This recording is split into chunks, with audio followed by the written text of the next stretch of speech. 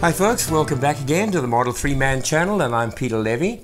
The episode yesterday was 16 minutes. Most of my tip of the days are between 10 and 20. That's not a tip, that's a documentary. I really got to work on making them shorter, keeping them snappier. I'm going to do that today. But before I do, some bad news and some good news. The bad news is my Fujifilm X-T4 camera is still only due for release on June the 4th. Here's the good news. Thanks to the generosity and the kindness of those of you, and you know who you are, who've donated through the PayPal link below, I now have the 35mm prime lens destined for and ready for the Fujifilm X-T camera when it arrives.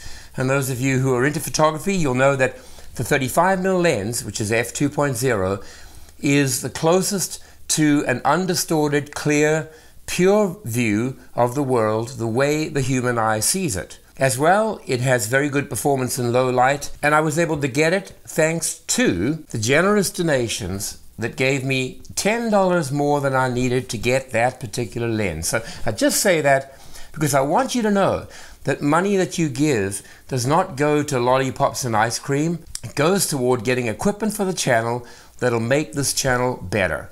And that's my goal, to keep improving the content that I give you and to keep improving the visuals that you see. Today's topic, if there's one issue that I get more phone calls, more emails, more text messages about from my local clients, it's issues of Wi-Fi. And from many of you who have a Model 3, the issues of connecting your car's Wi-Fi to your home router or your office router is a very serious one. Because if you don't connect, you may be so far back in the queue to get the latest software updates. I believe that it will eventually come through cellular if you have the cellular plan. But what the manual tells us, and I'll read it to you here, to ensure fast, reliable delivery of software and map updates, Tesla recommends leaving your vehicle connected to a Wi-Fi network whenever possible. It doesn't say if you don't connect, you'll get nothing. Nothing for you. No Wi-Fi for you. It doesn't say that.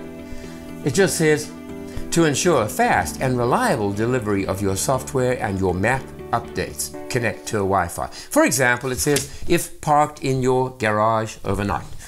Well, I know many people who don't have a garage. I know many people who don't have Wi-Fi close enough to where they have to park. So we're going to get into the car now. I'm going to show you how to connect to a Wi-Fi network that you would like to, how to search for Wi-Fi networks in the neighborhood, how to disconnect and have your car forget a wireless network if it's no longer applicable, how to connect to your phone if you're desperate and there's no other way to do it. You can connect to the cellular data on your phone and have that be treated as a Wi-Fi connection by your car. Let's take a look at how we would connect to a wireless network in the immediate vicinity. And the first thing that you want to do is go to the LTE, or it might say 3G in the region that you are, but go to the LTE icon and tap on it.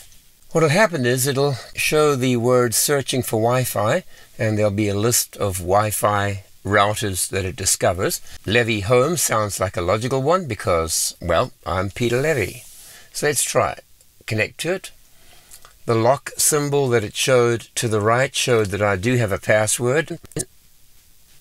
And let's have a look and see whether it connects. It tells us it's connecting. Levy Home 2.4G, and it's connected. So it's not a difficult thing, and you can see by the number of bars up at the top there whether the signal is strong or weak, and clearly, in my case, it's pretty good. Why don't I just jump across to software and see if there is anything that's just come in. If we slide up a little bit here, you can see that your car software is up to date. Now, the fact that I'm on Wi-Fi means it is more likely to respond quickly whenever there is a download available, and so I'm always going to make sure that when I park my car at the end of the day, I'm connected to some kind of Wi-Fi router, and since it's at home, it's going to be my home network there.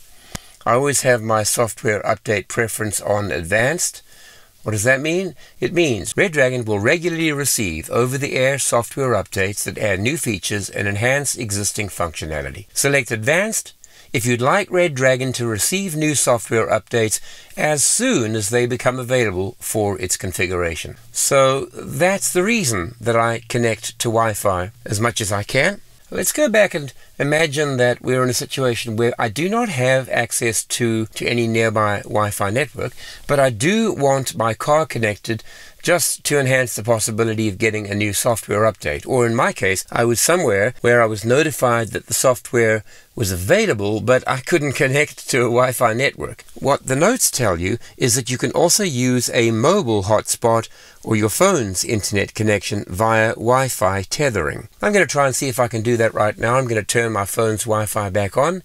I'll just temporarily stop recording and then come right back in it. Okay, we're going to try this again, and I'm going to just go into my Wi-Fi settings, and I'm going to forget this network. Tap on the network, choose forget. Yes, I do want to forget it, and now I have no wireless network. So I'm simply going to close this. See at the top there, back to the cellular signal, tap it. It's looking for different Wi-Fi networks that it can join. I'm going to tap on the phone, I'm going to enter the password, check enter. Within a few seconds, we should be connected. And it is. Now, of course, I don't want it to keep connecting to my phone and using all the data, so I'm going to go back in there. I am going to go here, tap on my phone and say, forget this network, please. Then I'm going to go and grab my home network once again, tap on it, enter the password, confirm it, and we should be connected within just a few seconds. Back to the wireless symbol up at the top with the strength being literally 3 bars. There are just a few other things that I can share with you. The first is this. If you are in the radius of 2 or 3 networks that you've previously connected to, which one will it choose? The answer is simple. It'll choose the one you used most recently. What if you arrive at a Tesla service center? Well, here's some good news. It'll automatically connect to the Tesla Wi-Fi without the need for you to do anything or to put a password. It will just connect. There's one other situation you might encounter, and that's this. If you come to a Wi-Fi where the owner has hidden the SSID, the identifier, station identifier, they've hidden it so that it doesn't broadcast. As long as they will tell you the name of their network, you can just go and type the name in, put the password, and it will join. So even if it's hidden, providing you know it's there and you know the name of it, you can still join up to that network. So if you have any questions, feel free to put them down in the comment section below, and back to the studio.